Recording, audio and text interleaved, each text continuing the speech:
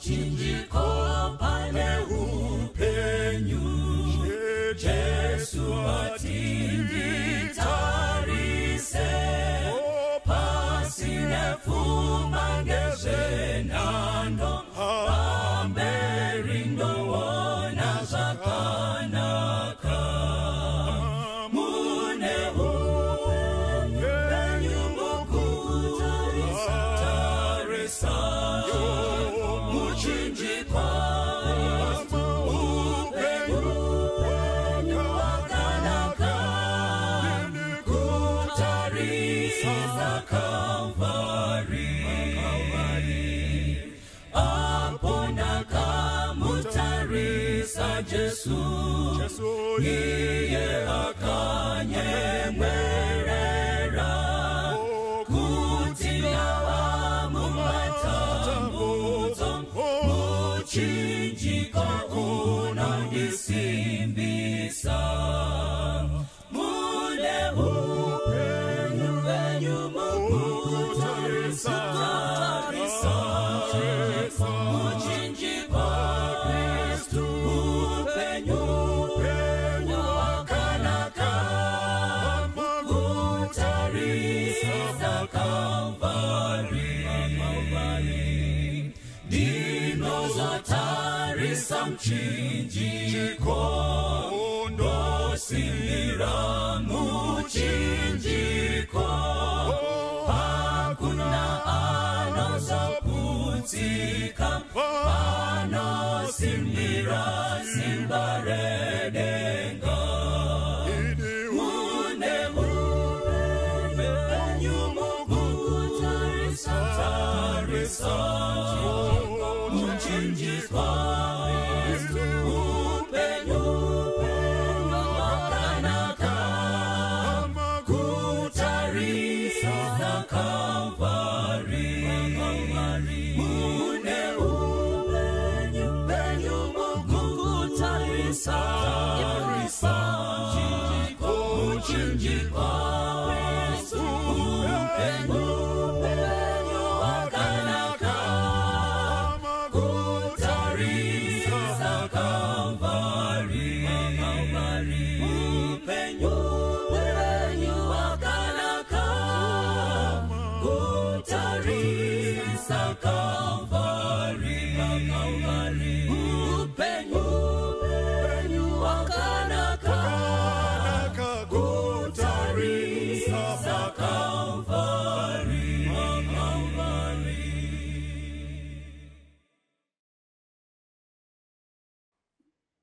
Mangwanani vana vaMwari, ari kutaura kwamuri ndinoitwa Elder Mashavira.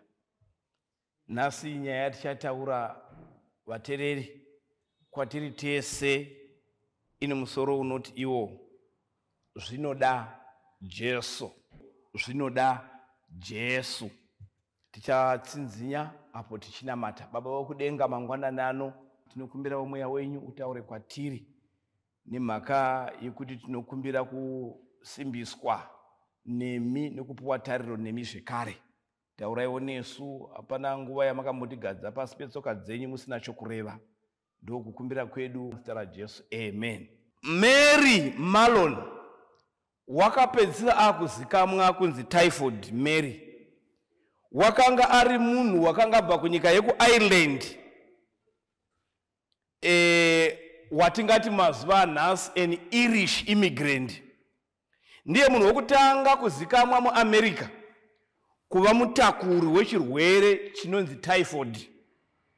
Wakanga azvarwa kuIreland sekutaura kwandaita muna 1869, akaenda kuAmerica muna 1883 ane makore 15. Ndiye akakontrakta chigwere chetyphoid mukati mokufamba kwake uku, asi hachina kunyanya kumurwadza iye. Akaratidza kuva somunhu mukukutu pakufamba nepakuoneka. Mary aifarira kubika, saka wakawana basa kuAmerica panguva iri pakati pe1900 ne1907, achibikira mumisha yevanhu nevagari vomuNew York semushandi wepamba. Wakati rimwe gore achibika kunzvimbo muNew York inonzi Mama Ronek. Pasina mavhiki maviri vagari vepamusha apa vakatanga kurwara nechirwere chetyphoid.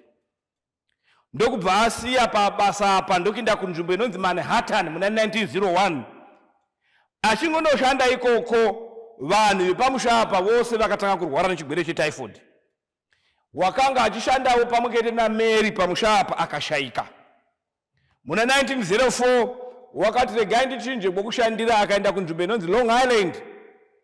Ikoko pasina vhiki mbiri vanhu 4 pamhuri yevanhu 10 mumba paaishandira vose vakaenda kuchipatara vachirwara nechirwere chetyphoid. Akasiya basa akaenda kune imwe misha mitatu yakandoshanda. Vagari vemisha iyoyo kwaaishandira vakarwara zvekare. Chirwere ichi chinonzi chaifamba nemhaka yekushanda kwaaita nechikafu achisevha vanhu wanyanya kufarira dhishi remadhizeti emapeaches. Ndoronzi chanyanya kufamba zvikuru mumadhizeti aaisevha akatonhora. Mushure metsvakurudzo yakanyanya, George Soper waka-identifya Mary kuti ndoumwewo munhu unofamba nechirwere ichi, asi iye chisingamurwadzi. Hai ndi mumachira nacho, asi iye unacho chirwere ichi. Mary wakaramba kutenda kuti kana munhu asingarwari nechirwere unogona kutapurira vamwe seiko. Akaramba kuti andotestiwa. Department reNew York City Health Department rikazama kutaura naye kusvikira Mary aona sokuti iye semunhu wakanga asiri chizvarwa cheAmerica asi ari an Irish immigrant wakanga achidzvanyirirwa nomutemo. Mapurisa akati one day akabatsirana kubata Mary vakamisa mukati meturongo kana kuti kwatingati kukwarantine. New York City Health Inspector vakatesta zvakare vakakonfirma kuti Mary was a rare case of a health career. Mutakuri wechirwere unoramba ari mutano. Saka vakamuisolate pane chimwe chipatara for 3 years. Vakazomureleasa. Vamureleasa vakanga vamupa kuti arege kuzondoshanda zvakare paanobata chikafu nokuti chaitarisirwa kuti chaifungirwa kuti ndo mafambiro echirwere ichi. Mary wakadzokera zvakare nomusika wa 1915 akatanga kubika kuNew York pahospital. Zvinonzi izvo vanhu 25 vakabatwa nechirwere chetyphoid. Pa 25 apa pakafa vanhu 2. Kusvika vamubata zvakare vakamisa mukwarantine kwemakore 23 eupenyu hwake. Wakazofa ari mukwarantine Mary uyu muna 1938 achifa nechirwere chepneumonia kwete chetyphoid. Pavakaita autopsy kutarira kuti chii chamuurayisa, vakaona kuti chamuuraya pneumonia asi typhoid mumuviri make ichirimo. Pakupedzisira nhoroondo yeupenyu hwaMary tinoona kuti wakagona kutapurira chirwere ichi kuvanhu 51. Pavanhu 51 mukuverengwa kwavo vose paaishandira, 3 vacho vakarwara kusvika pakufa, vamwe vakarwara vakararama. Ndo zvakanga zviri Mary. Tiri pachedu saMary hatigoni kuzvibetsera nokuti takarumwa nerumborera rwetyphoid.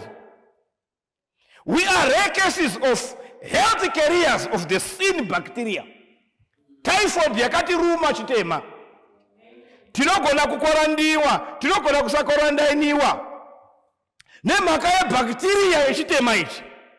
Asi tinogona kutapurira vamwe chero tikasada sekuti hatirwari. Umwe vanhu vakapfeka masutu, vanhu vakachena vari pavari, vari mumachechi vakagara pavari, vanhu vari mumameeting vari papi, unoti hauchioni vanhu ava. Asi zvisinei nokuratidzika kwedu kuzhe tese tiri varwere vechitema ichi kana Jesu akasapindira. And tiri dangerous to others and to ourselves too. Hazvinei nemataito, hazvinei nemarenge, hazvinei nekwatinoshandira, hazvinei nemazita emabasa edu, hazvinei nenyembe dzatakaiswa pamapapiro edu apa, hazvinei nokuti unonzi ani, tiri varwere. Takarumwa nerumborera rwetyphoid saMary, hatigoni kuzvibetsera. Saka nyaya yanhasi ichiti iyo zvinoda Jesu. Jeremiah 13 verse 23 kana tikaiverenga. Jeremiah 13 verse 23 inoti iyo kana tikaiverenga panapa inoti, ko muEthiopia ungazvishandura ganda rake here? Kana ingwe mavara ayo here. Zvino imi maigona kuzvishandura, imi makarovedzerwa kuita zvakaipa. Ndozotaura Jeremiah chapter 13 verse 23 panapa. MuEthiopia ungazvishandura here? MuEthiopia ndiwe neni zvive ganda dema iri? MuEthiopia ungazvishandura here ganda rake kana ingwe kuzvishandura mavara ayo? Dai zvaigona, imini makarovedzerwa kuitwa zvakaipa, maizvishandura mukaitawo zvakanaka. MuEthiopia ndiwe neni?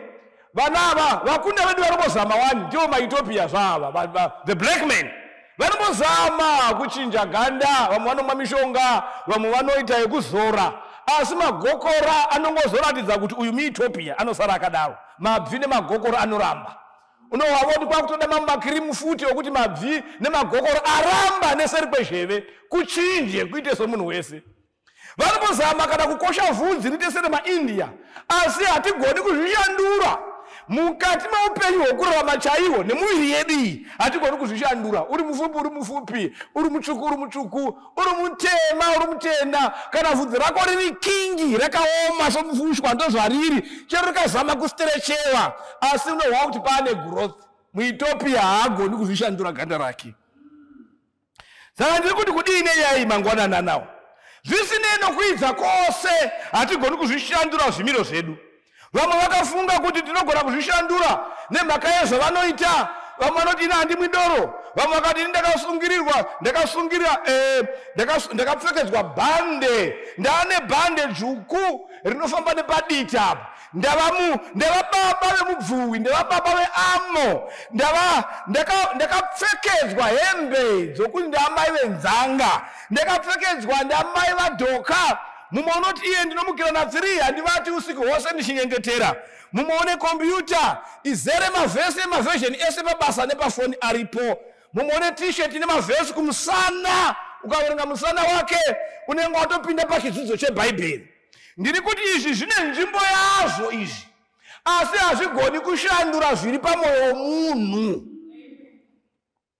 Zvinofanira Martin Luther achikwira mastaircase kuRomuku. Martin Luther the reformer climbing parade staircase nemabvi ake ari kuRome. Unonzwa kuti awane nyasha, kuti in order to gain grace. Unonzwa shoko rinoti iro, the just shall live by faith. Vakarurama vangu vachararama nokutenda. Ndiri kuti kudii zvatinoita kunze, kusanonoka pachechi, kumukira mangwanani, zuva rose kuswera tiripo, kuita vhiki tiri pacamp meeting, kuswera tiri mumakomo, tiri pasowa tichinamata zuva rose, izvozvo zvine nzvimbo yazvo. Hazvigoni kushandura munhu womukati. Munhu womukati haashandurwi nema-outward rites and forms. Zvinoda Jesu. Ndosaka uchiona zvakadaro munhu asingabvi pachechi une small house. Zvakadaro munhu asingabvi pachechi ari mai vanozikamwa nemukurumbira, vari baba vanozikamwa, une grudge nehama dzake. Wavenga chero muchechi bomo wavenga, ari muchechi wavenga. Asha pamutsapadzo, mumwe unotora parafini kuzvidira, asi ndi mai vakapfekedzwa kudaro. Mumwe unobata murume gurokuro sachadzipa, vari mai vakapfekedzwa kudaro. Zvazvinoranda zvokuti our profession, zvatiri nezvatinozviti tiri, hazvigoni kushandura munhu womukati kana Jesu asina kutora nzvimbo yake. Vanotaura vanoti iwo mu Jeremiah chapter 2 verse 22. Ndisati ndataura zvinotaurwa nevanotaura. Inoti kudii Jeremiah 2 verse 22. Jeremiah 2 verse 22 inoti kudii? Inoti iyo kunyange ukazvisuka nesipo yakawanda zvakadini, kunyange ukazvishamba nesipo yakadini, zvakaipa zvako zviri pamberi pangu segwapa pamberi pangu. Ndizvo zvinotaurwa naJehovha. Zvazvinoreva zvokuti kudii? Zvatinogona kuita kunze hazvina kwazvinosvika pakuti tigamuchirwe naMwari. Vanotaura vanoti iwo education and grooming or culture can only produce an outward correctness of behavior. Kuenda kuchikoro hakuiti kuti munhu ave munhu anogamuchirwa pamberi paMwari. Nemhaka yekuti dai chikoro choga chaigona kuti munhu ave munhu wava muKristu pamoyo, dai chachiri chikoro pangadai pasina nidhi yomuchinjikwa. Chikoro chinodzidzisa kutaura, chinodzidzisa nematauriro, chinodzidzisa to speak when spoken to, chinodzidzisa kugona kuteerera munhu achitaura, chinodzidzisa grooming, to be groomed, neetiquette, table manners, makagara munodya sei, unoita sei kana uri pamusangano, unoita sei kana uri pameeting, munhu akapinda muoffice unomuchambira sei, chinodzidzisa izvozvo. But chikoro chinogumira ipapo hachigoni kushandura moyo. Ndosaka chikoro chichigona kutiudza zvakaipira kuputa folder. Mushure makuudza vamwe zvakaipira kufuta folder nokuzviziva isu tinoramba tiri mumafolder macho imomo. Vamwe vanotodzidzisa nyanzvi mukudzidzisa zvinhu izvozvo adrug addicts. Ndosaka pamusangano weAIDS conference inonzi ino iripo pakutaurira kuti chirwere chingabetsereka sei. Ipapo vachidzidziswa kuti makondomu haana 100% protection. Asi pamusangano uyoyo makondomu anopera pavanhu vari kudzidza kuipa kwechirwere ichi.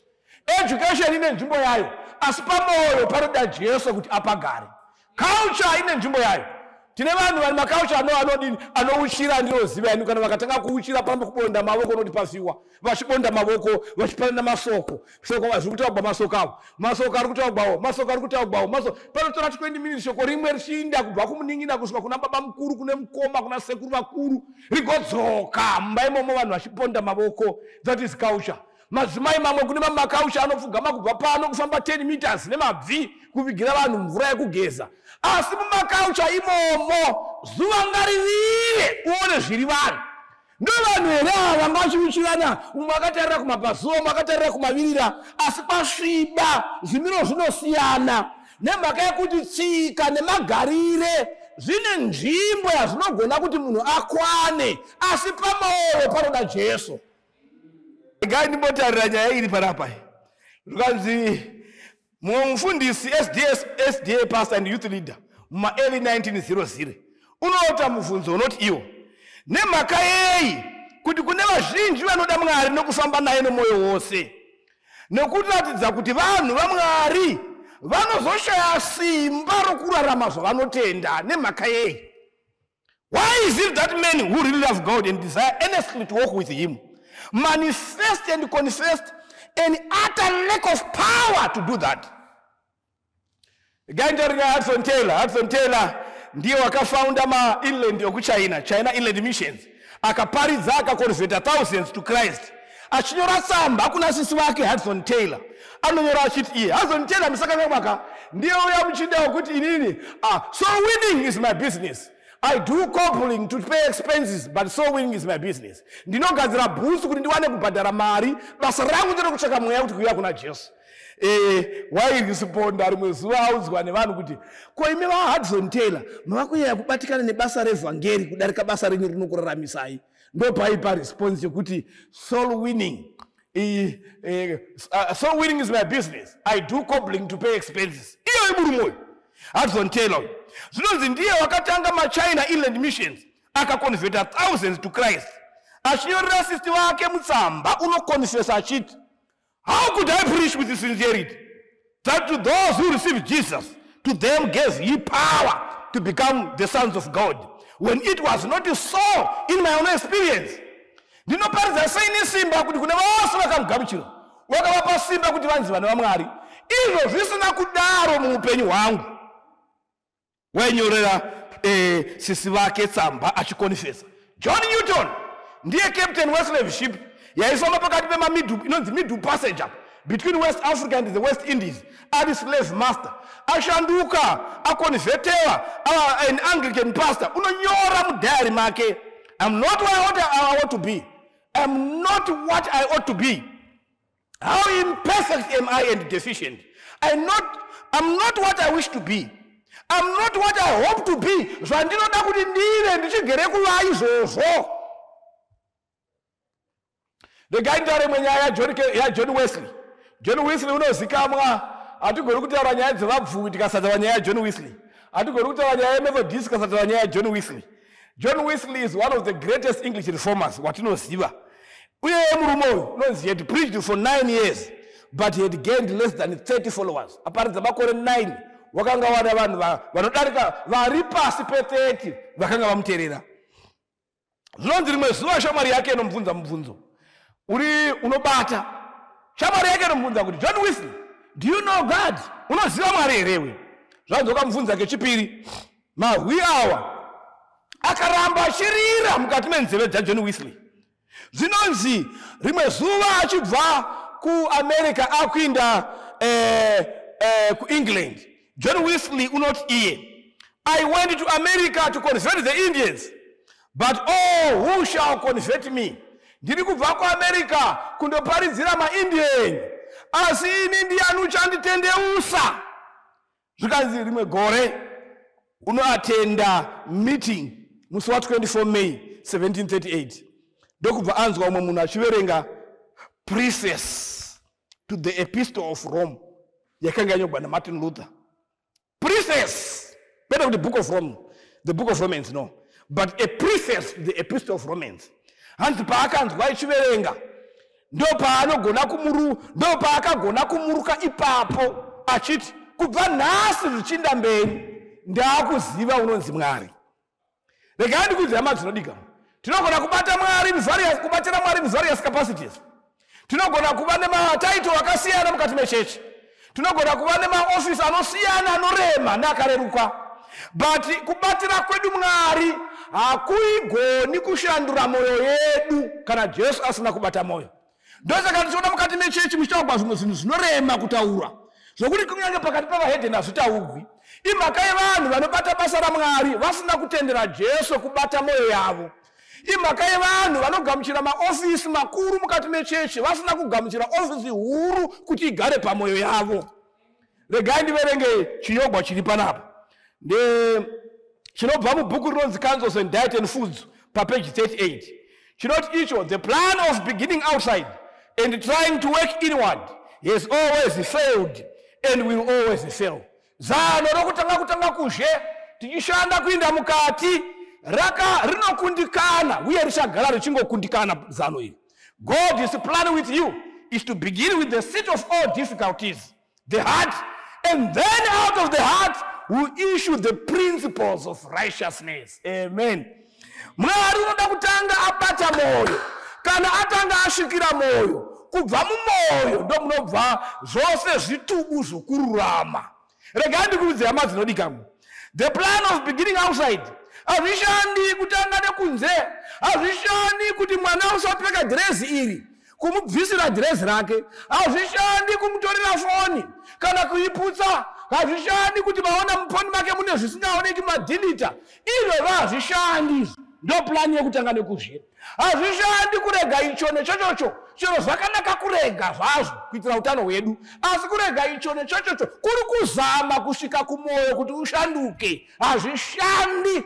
The plan of beginning outside and trying to work inward has always failed and will always fail. Ndakaoma kuti regai tivape basa muchechi. Kana tikapa mabasa muchechi vanogona kuita munhu ari kwaye. Hazvishandi. Dai zvaishanda izvozvo Jesu ngadai asina kufamba muchinjikwa. Chero mukamupa basa ripi muchechi, chero mukamuti gore rino ndiwe erida, chero mukamuti ndiwe mutariri, izvozvo hazviti kukona, hazvigoni kushandura munhu womunhu. Hazvigoni kushandura umunhu womunhu, hazvigoni kushandura moyo womunhu. Saka regai ndikuudze hama dzinodikanwa, musarwa nedhirezi remwana, tangai pamoyo.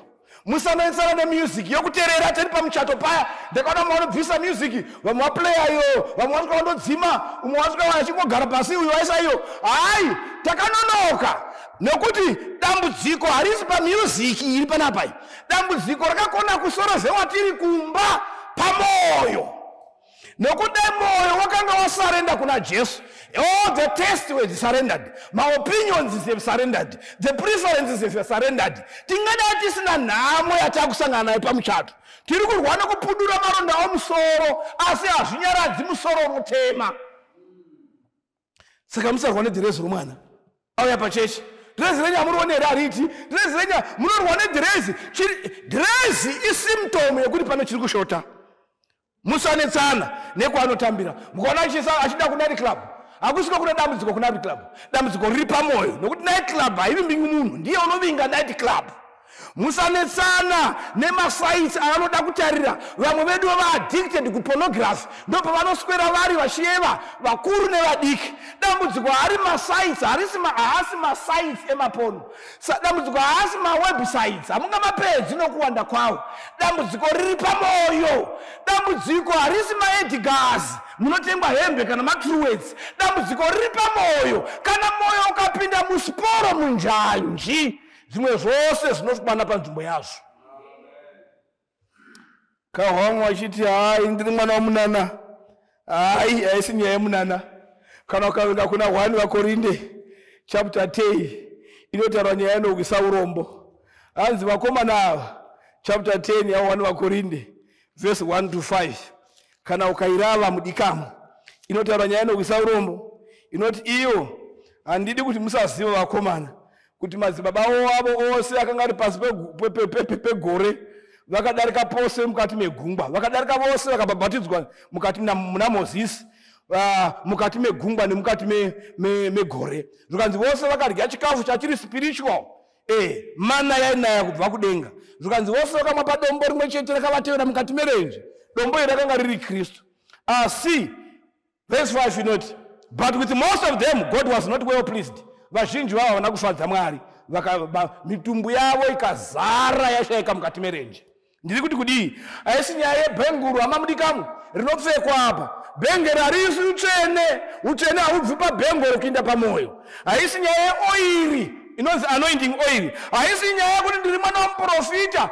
Izvozvo hazvishandurimo izvi.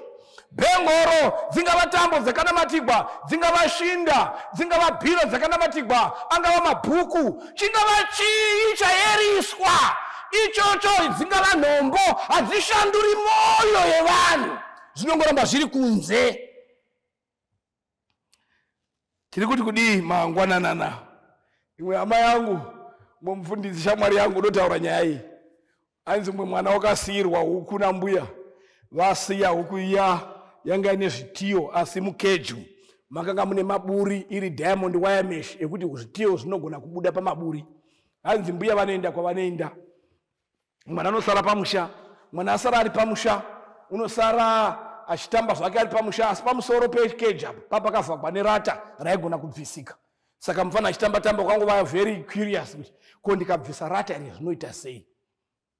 Mufana wakauya pakeji akabvisa rata zvedi. Huku vaya mai vaya vakati swati kubuda mukati mekeji. Vati swati kubuda mukati mekeji. Chii chakaitika?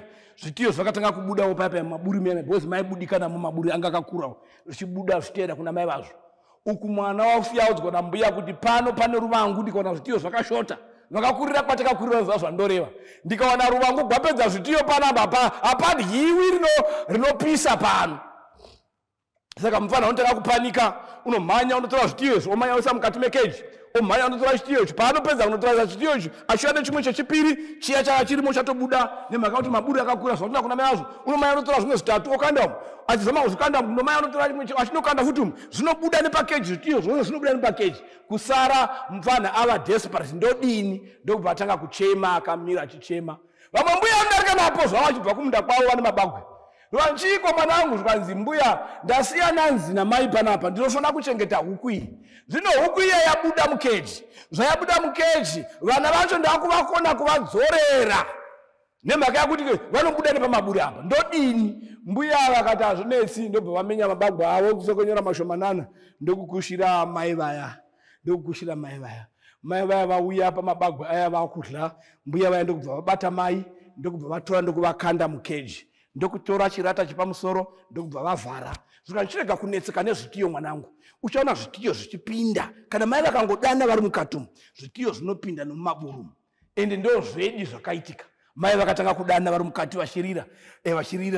Vachirira mai vachidana hukoma dzavo. Huku ichidini ichidana zvigupama iri mukati. Zvose zvitiyo zvakatanga kupinda 1-1. Zvose kupinda 1-1 kusvika zvose zvapera. Kana mai chivhara manje ndobva vavhara pamusoro paya nechirata nambuya vaya. Zvikanzi kana wadaiso, kana mai vacho vangu mukati, zvitiyo zvinoenda pana mai vazvo. Ndikuti kudii mangwananano. Chinodiwa ndechekuti mai vapinde mukeji. Kuita basa raMwari, mai vari pazhe kudzingirira zvitiyo kuzvikanda mukeji zvinongobuda. Ndosaka nyaya dzoupombwe dzichagwa pakati pevake munonamata Mwari. Ndosaka nyaya dzecorruption, dzemadhiri, dzezvinhu zvakaora zvichiitika pakati pevanoimba mugurupu rimwe. Imhaka yekuti vazama kuda kutora zvitiyo kuisa mukeji mai vari pashi. Kana mai vakapinda panzvimbo yavo, hatinetsani mabhodha nekusechana mabhegi, nokuti uri matiri unotudza the taste of integrity. Ndofana kipasa kuti pandasvika panapa ndofana kumira pana Mwari ndakavimbika. Hatinetseki mumakoreji nomayunivhesiti kuti kuna unotenga mamax, hakuna anotenga mamax nezvidzva, hakuna anotenga mamax nemari. Aiwa reason nemhaka yekuti mai vainda panzvimbo pavo. Hama dzinodikamwa, regai nditaure nyaya iyi. Bhuku rinonzi Crisis Object Lessons, page 97, rinotiro, as the leaven, when mingled with meal, works then from within outward. No more external change is sufficient to bring us into harmony with God. There are many who try to reform by correcting this or that bad habit, and they hope in this way to become Christians, but they are beginning in the wrong place. Our first work is the heart. Regarding the Ramazodika Mashokao, Kukansas, Hans Kampana Kechkoro Kadogo so, Kukansas, a young boy was sent from school for wrong behavior. Sakakaka Zingwa Uchkoro Kanamatrank, Karusunda Matrank, Bauchkoro Kazingwa, Kampanaka. Sakahan's neighbor, Shikawana Kashunda Matrak, neighbor, Wawa Matrank Achu, Kashinda Bambapako, Wakat ear, stay zira. I thought you had better principles. Then the boy answered, my principles are all right. It wasn't about the principles, but it was about my conduct. Zvandinotenda zviri right. Asi yanga isiri nyaya zvandinotenda. Ndakadzingirwa kuchikoro nyaya zvandakaita. Ndiri kuti ma-principles anoparidzwa mumakereke, it's not about the principles, but it's about the conduct. Ndochasvibisa zita raMwari mukati mevahedheni matinofamba umo. Ndochaita kuti chechi itarisirwe mubasi. Ndochaita kuti kunamata Mwari kuonekwe chinhu chisina basa. Imhaka not of our high profession. It's about our conduct pakati pevanhu vagere nesu. Vanoona chii pakati pedu? Vanoona vanhu vane musa here? Vanoona rudo here? Vashaiwa nguva yekuverenga Bhaibheri mangwanani vangarirava muzvimiro zvedu here? So it's not about our principles, it's about our conduct. Hama dzatinoberekwa nadzo, hama dzatakakura nadzo dzinoti kudii? Besides kuti ziva kuti tiri vanani, kuti tiri maSabata, tiri maAnglican, tiri maDash, tiri maMethodist, besides mazita iwawo, ma-principles edu havanei nawo, vaneta nokuona ma-principles. The greatest argument for Christianity is a loving and lovable Christian. They are tired of principles. It's all about our conduct. Vada kuziva kuti tiri vanhu vakaita sei mukugarisana pamwechete nawo. Nyaya iye yenda kutarira panapa inotibata zvikuru, inondibata ini pachangu. Kana ndikaverenga nyaya yemurume uyu wanda unonzi George Muller. He was the founder of orphanages in Bristol, England. Ukaverenga ukazona nguva yekuverenga mupenyu waGeorge Muller inonakidza zvikuru. Because wakafounda ma-orphanages in England, was a man of faith. Wakafounda ma-orphanages, akavaka ma-orphanages akawanda mu-England, and most of them wakanga asina mari. Pane orphanage mukona mukazona nguva musondoverenga. At one orphanage there were over 2,000 kids there at an orphanage. But George Muller had no reserves. He entirely during his lifetime, orphanages were sustained by prayer and faith. So this is the man. Not here, there was a day, Ashtaura, when I died, and as he spoke, he bent lower. Pane zuva randakafa. Ashtaura kudaro, unowedzera kuita soda kubata pasi, until he almost touched the floor. Then he, continuing, he added, I died to George Muller. I died to his opinions. I died to his preferences, to his tastes and will. I died to the world, its approval or censure. I died to the approval or blame of my friends or brethren. And since then, I've studied only to show myself approved unto God. Ripo zuva randakafa kumapreferences angini. Riripo zuva kana Jesu agara pamoyo like mula, tichataura kuti riripo zuva randikafa kumaopinions angu. Ndinoona sokuti hatirarami kutenda nokuona kwako, tinorarama kutenda nezvakanyorwa. Dzokerai kumurayiro nekuzvipupuriro. Kana vasingatauri sezvino shoko iri havana chiedza chemangwanani. Hatirarami kutenda nemapreferences ako. Hatirarami chikristu nemhaka yezvaunoda kuisa mumuromo kana kurega kuisa. Zvatinoisa mumuromo medu nezvatinorega kuisa mumuromo medu tinozviudzwa nebhuku. Handirarami kuita kuda kwangu, handirarami kufadza hama kana shamwari, handirarami kufadza hama dzandinotamba nadzo, ndinoraramira kufadza Kristu. Zvinoitika koga kana Jesu ainda pamoyo, kana Jesu atora moyo captives, kana tatanga with the seat of all difficulties, the heart. If it is surrendered as a one for Christ, zvimwe zvose zvinotevera musporo. Nditenderei apo ndakuda kuti ndinamate nemi, nditarirei nyaya iyi. Ndaintora nyaya yaJohn Mulai. Apostle Paul unoitaura kuna vaRoma chapter 7. Iye ihondo yandotaura panapa. Aina kutanga newe mudikangu. Even the Apostle Paul wakanga ari muhondo iyeyi, akangofa ari muhondo iyeyi. Ndoda kuti newe uzive kuti it's not peculiar to you. Kaverenga vaRoma chapter 7 verse 18 and 19 inoti iyo. Ndinoziva kuti mandiri munyama mangu hamuna chakanaka chinogaramo, nokuti kuda kurimo mandiri asi kuita zvakanaka akumo.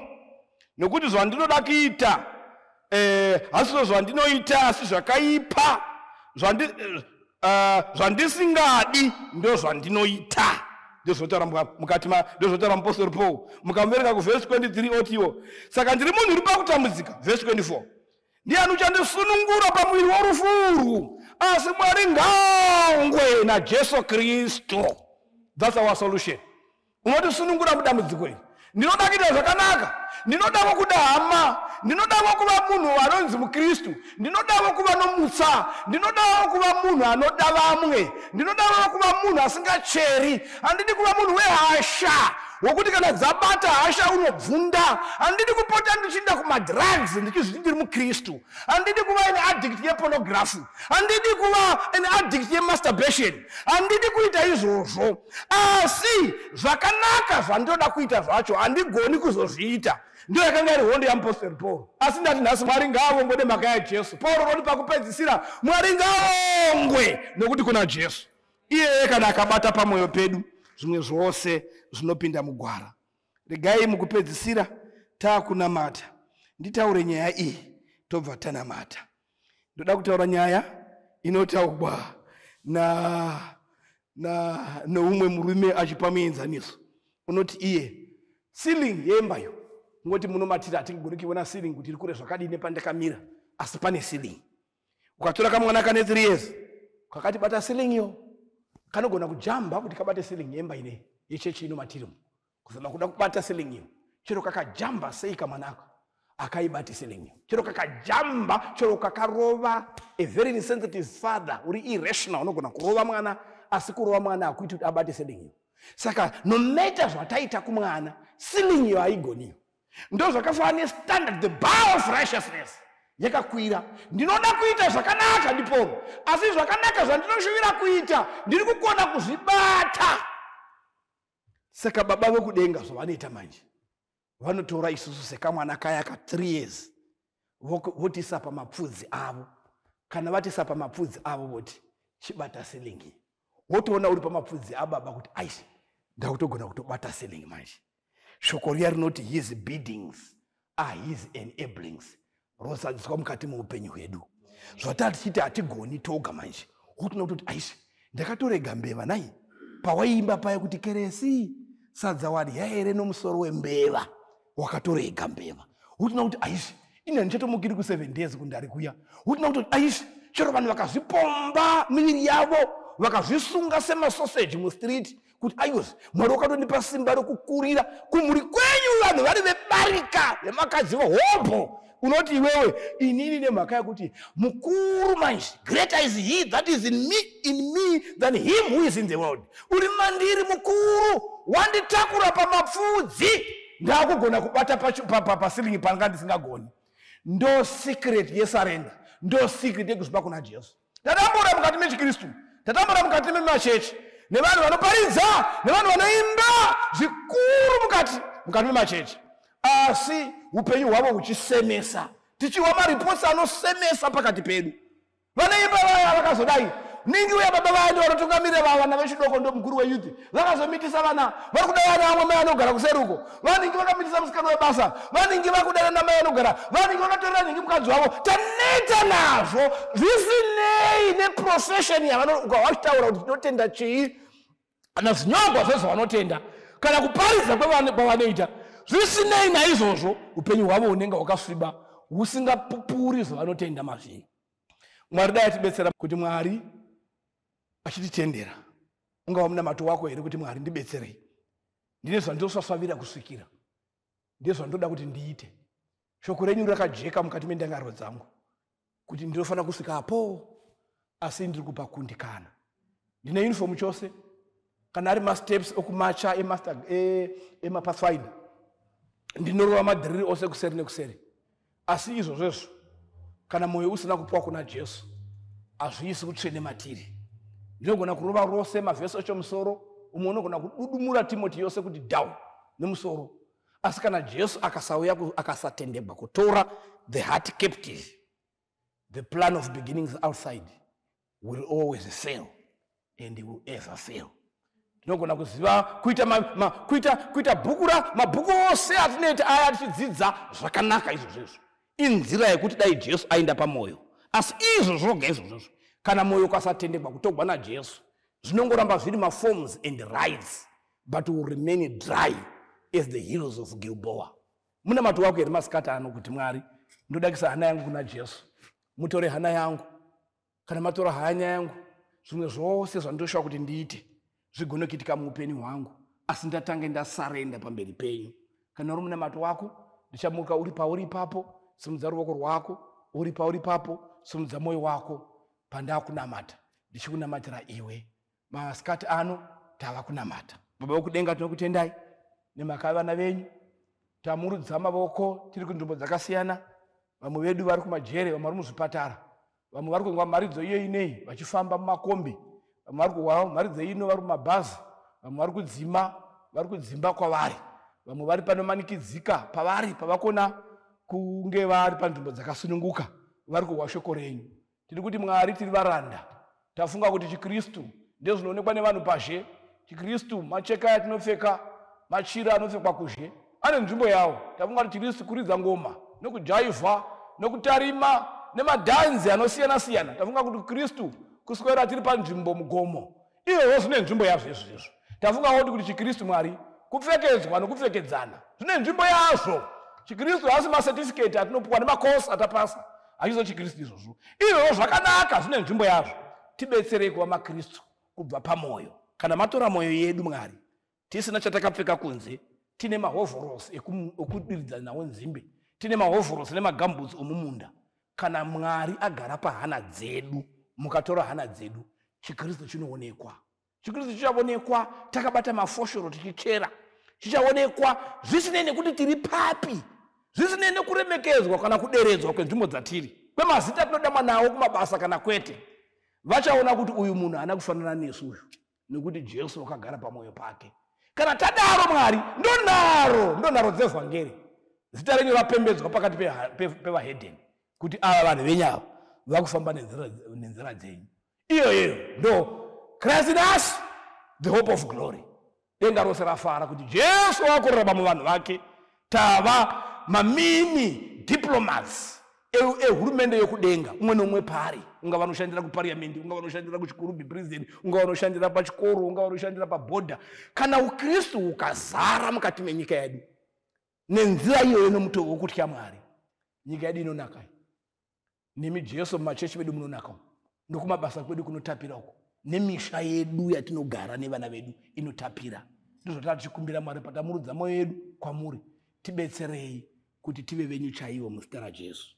Toga hatigoni. Amen. Rukariro ulo rwangu rusimbire kuna Kristo.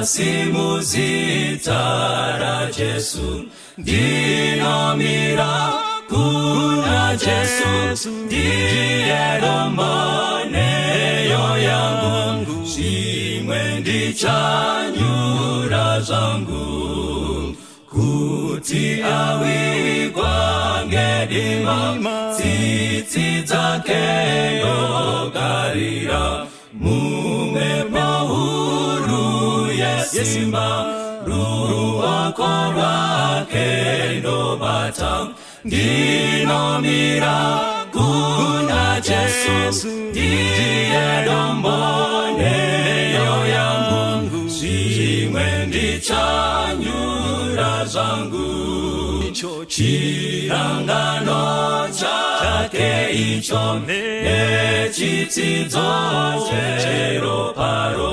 zvinondipa rusimbiro pakati pemadambudzo, ndinomira kuna Jesu, ndiye romboneyo yangu, shimwe ndichanyura zangu. Apo anenge ouya netsuri ichazoridzwa, ndinoda kuti ndimire na Jesu parudyi rwake, ndinomira kuna Jesu, ndiye romboneyo yangu, shimwe ndichanyura zangu. Ndinomira kuna Jesu, ndiye romboneyo yangu, shimwe ndichanyura